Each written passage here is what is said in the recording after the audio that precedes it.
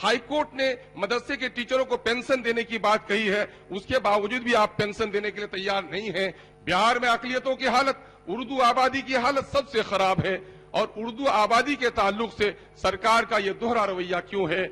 Letter number 779 के जरिए से इसने उर्दू सब्जेक्ट को ऑप्शनल सब्जेक्ट करार दे दिया है और उर्दू की पढ़ाई का रास्ता बंद कर दिया है। सर अख्तरुल ईमान जी, आपका दरोगा बहाली का माननीय अध्यक्ष महोदय, मैं इस वक्त बिहार की तालीमी पॉलिसी पर और शिक्षा के कटौती बजट के ताल्लुक से जनता की पीड़ा और मौजूदा वक्त बिहार की तालीमी सूरत हाल पर अपने ख्यालात के इजहार के लिए खड़ा हुआ हूं। मैं मंत्री जी को मुबारकबाद देता हूं, एक संजीदा आदमी है, काम करने वाले आदमी है और अब की बार बजट में अच्छा खासा पैसा भी दिया गया है। हम उम्मीद करते हैं कि बिहार के गरीबों, दलितों, पिछड़ों और SC ST के बच्चों के तालीम के लिए काम करने में अपना दयानतदाराना रोल अदा करेंगे। हर चंद के मुझे शक है कि 2014-15 में बजट का 18.8% पैसा दिया गया था और 2020 में उसमें 1% की कटौती कर दी गई है। महोदय, मैं जरा सरकार को कुछ आईना दिखाना चाहता हूं, अगर हक सुनने की शक्ति है, वो ये है कि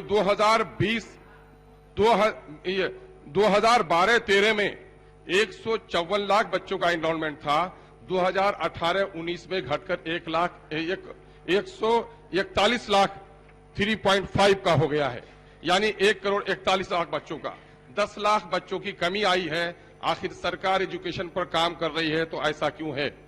इस वक्त न्यू एजुकेशन पॉलिसी की बात कही जा रही है, 30 बच्चों पर एक टीचर की बात कही जा रही है और पटने में 53 बच्चों पर, 51 बच्चों पर मुंगेर में और पूर्णिया में 75 बच्चों पर एक टीचर है और हमारे यहाँ हफनिया हाई स्कूल में 600 बच्चों के लिए सिर्फ 2 टीचर है। ये कहाँ का पैमाना है? हम ये बात बताना चाह रहे हैं। महोदय, टीचरों की कमी है, आप तालीम के लिए बेहतर सोच रहे हैं तो टीचरों का स्वागत करना चाहिए, उसे डंडे मार रहे हैं।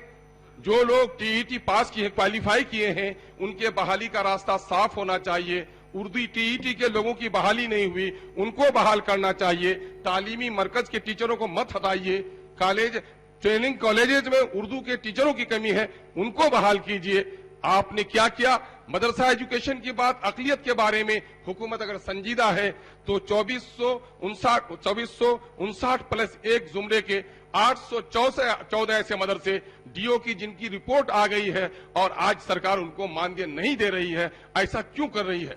हाईकोर्ट ने मदरसे के टीचरों को पेंशन देने की बात कही है, उसके बावजूद भी आप पेंशन देने के लिए तैयार नहीं हैं।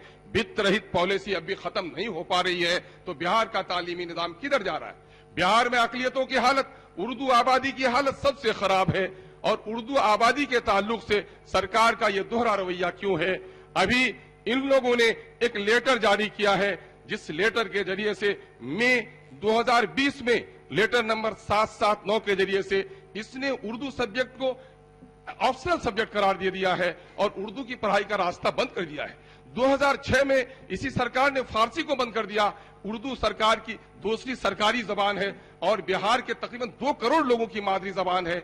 यहाँ पर कहा जा रहा है कि संविधान का वो है कि बुनियादी तालीम उर्दू पर दी जाएगी, लेकिन उर्दू, महोदय ये पीड़ा कह रहा हूं महोदय, आप प्रेम है, शत्रु नहीं है महोदय, आप शिक्षा के प्रेमी है महोदय, शत्रु नहीं है, सुन लेना पड़ेगा महोदय। उर्दू मसावर्ती कमेटी की बहाली नहीं हुई, गवर्नमेंट उर्दू लाइब्रेरी में अब तक बहाली नहीं हुई है। मदरसा शमसुल पुराना मदरसा है, वहां पर 9 टीचरों की जगह पर 3 टीचर है। जूनियर सेक्शन में 12 टीचरों की जगह पर 1 टीचर है। उर्दू तहकीकात, अरबी और फारसी में टीचरों की कमी है। उर्दू खतों की छपाई नहीं हुई। महोदय पीड़ा सुन लेनी पड़ेगी। भारत सरकार के शिक्षा विभाग के 2021 के बजट के माध्यम से मांग पर बोलने के लिए खड़ा हुआ हूँ।